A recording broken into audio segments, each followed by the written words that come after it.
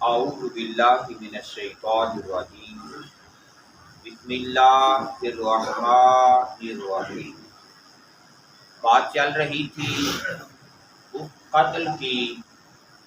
جو غلطی سے بندے سے ہو جائے۔ کبھی کبھی خیال آتا ہے کہ بھائی قتل اور غلطی سے تو ایسا ہو سکتا ہے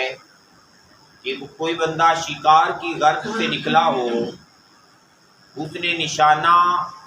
شکار پر ٹکایا ہو، شکار بھاگے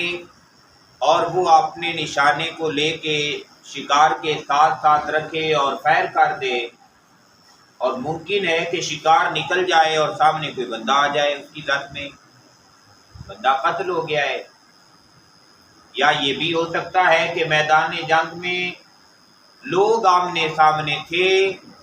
اور بندے نے یہ خیال کیا کہ یہ کافر ہے،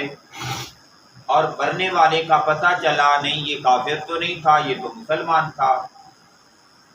یا ایسا بھی ہو سکتا ہے کہ کوئی بندہ کام کر رہا ہے تو اس کے ہاتھ سے کوئی ایسی چیز گر پڑی ہے، اونچائی پہ کام کر رہا تھا تو کوئی ہاتھ سے اینٹ ہی گر پڑی ہے اور وہ کسی گزرنے والے بندے کو لگ گئی ہے، اور اس انداز سے لگ گئی ہے کہ بندہ ختم ہو گیا ہے۔ لیکن یہ قتل بھی وہ قتل ہے کہ جس میں اس کی نیت، اس کا ارادہ قتل شامل نہیں ہے۔ یہ تمام تر قتل جو ہے یہ پھر کہیں گے کہ یہ اس نے غلطی سے قتل کر دیا ہے۔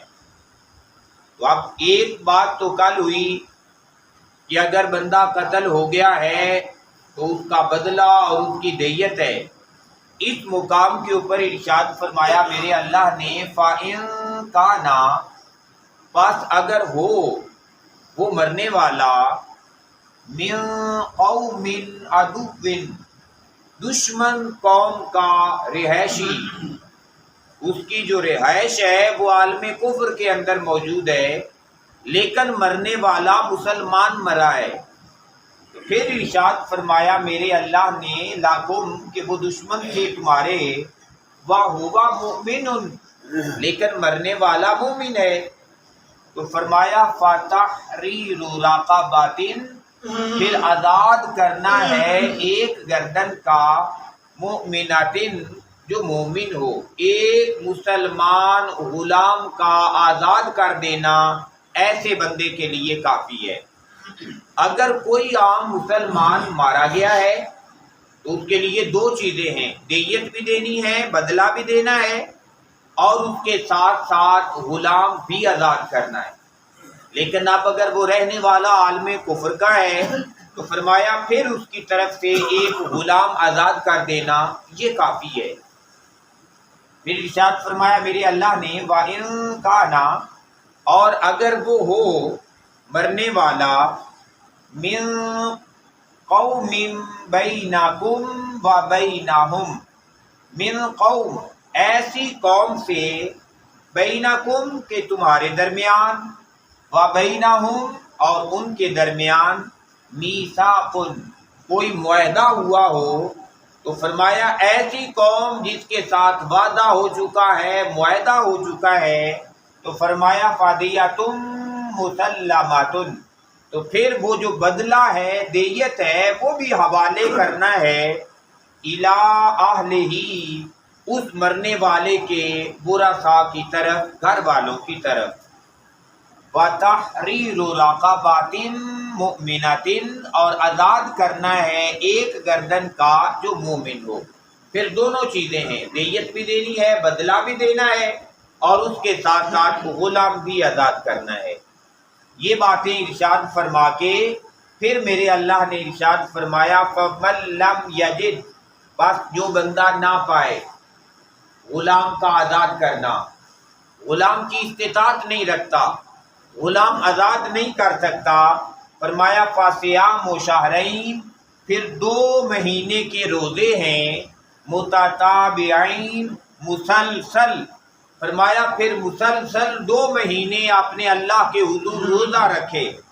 اور یقیناً جب مسلسل روزے سے رہے گا تو اپنے اللہ کے دربار کی طرف رجوع رکھے گا،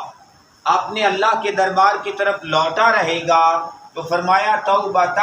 من اللہ، تو تو یہی اس کی توبہ ہو جائے گی اللہ تبارک و تعالیٰ کے دربار میں، یہ اس کا بدلہ بن جائے گا۔ وَكَانَ اللَّهُ، اور اللہ تبارک و تعالیٰ ہے علیماً، بہت علم والا بھی، حکیماً، اور بڑی حکمتوں والا بھی۔ میرے اللہ کا ہر حکم اور ہر معاملہ علم سے بھی بھرپور ہے اور حکمت سے بھی بھرپور ہے۔ اور یقیناً یہ جو بندہ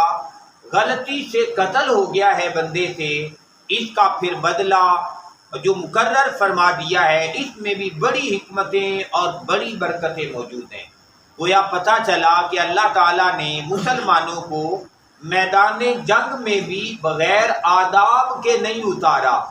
میدان جنگ کے بھی آداب سکھائے ہیں، اور ان آداب کا لحاظ اور خیال رکھنا ضروری اور لازمی ہے۔ اسی طریقے سے بندے کی تمام تر زندگی ہے تو اللہ تعالیٰ نے اپنے محبوب نبی حضرت محمد مصطفیٰ صلی اللہ علیہ وآلہ وسلم کو مبعوث فرمایا، تو بیسک اور بنیادی طور پہ اللہ کے محبوب نبی نے ہمیں زندگی گزارنے کے آداب سکھائے ہیں۔ بندے نے سونا کس طرح ہے، اس کے آداب سکھائے گئے ہیں، یہاں تک کہ آقا علیہ الصلوۃ والسلام نے فرمایا جب بھی تم میں سے کوئی بندہ بستر کے پاس جائے تو مفہوم حدیث ہے، فرمایا بستر جھاڑے بغیر اس کے اوپر نہ لیٹے۔ پھر دیکھیں اگلی یہ خوبصورت بات، حضور نے فرمایا کوئی بندہ ہاتھ سے بستر نہ جھاڑے۔ عین ممکن ہے کہ بستر کے اوپر کوئی ایسی سوئی ہی گر پڑی ہوئی ہے کہ بندہ یوں ہاتھ مارے تو وہ ہاتھ کے اندر چبھ جائے، تو فرمایا بستر جھاڑنا ہے تو اسے کسی کپڑے کے ساتھ تو کسی چیز کے ساتھ جھاڑا جائے۔ پھر بندہ سو گیا تھا، سو کے اٹھنا ہے تو سو کے اٹھا ہے تو لا محالہ وہ جوتا پہنے گا، تو آقا علیہ الصلوۃ والسلام نے فرمایا جب بھی تم میں سے کوئی بندہ جوتا پہنے تو فرمایا جوتے کو جھاڑے بغیر پاؤں میں نہ پہنے۔ یہ ادب ہے جوتا پہننے کا بھی، اور یہ تمام تر آداب اللہ کے محبوب نبی صلی اللہ علیہ وآلہ وسلم نے ہمیں پریکٹیکلی کر کے اور ہمیں سکھائے ہیں، اس کی تعلیم دی ہے۔ اسی طریقے سے لین دین کے معاملات ہیں، اٹھنے بیٹھنے کے معاملات ہیں، رشتہ داریوں کے حقوق ہیں، مریضوں کے حقوق، ہر ادب، کائنات میں کوئی ایسا ادب نہیں ہے، کوئی ایسا معاملہ نہیں ہے جو ہماری زندگی میں آئے اور ہمیں اسلام میں اس کی تعلیم نظر نہ آئے، بلکہ ہر معاملے کی تعلیم اسلام کے اندر موجود ہے۔ بس اب ضرورت اس امر کی ہے کہ ہم اپنے ہر معاملے میں اللہ کے محبوب رسول صلی اللہ علیہ وآلہ وسلم کی طرف دیکھیں اور جانیں کہ حضور نے کیا رہنمائی عطا کی ہے، کون کون سے آداب بتائے ہیں، ہم ان آداب کو سیکھیں، ان کو اپنا لیں، اپنی زندگی بھی آسان کر لیں اور اپنے ساتھ جڑنے والے تمام لوگوں کی زندگیاں بھی آسان کر دیں۔ اللہم صلی علی ومولانا محمد، اللہم صلی علی ومولانا محمد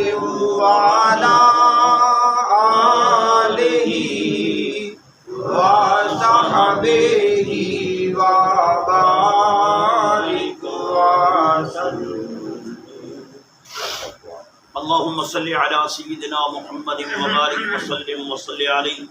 اللهم انت السلام ومنك السلام، تبارك ربنا وتعالى يا ذا الجلال والاكرام، سمعنا واطعنا غفرانك ربنا واليك المصير، لا اله الا انت سبحانك اني كنت من الظالمين، وما ارسلناك الا رحمة للعالمين، رب ارحمهما كما ربياني صغيرا، رب اغفر وارحم وانت خير الراحمين، ربنا اغفر لي ولوالدي وللمؤمنين يوم يقوم الحساب۔ اللهم صل على محمد النبي الأمي وعلى آله وصحبه وسلم۔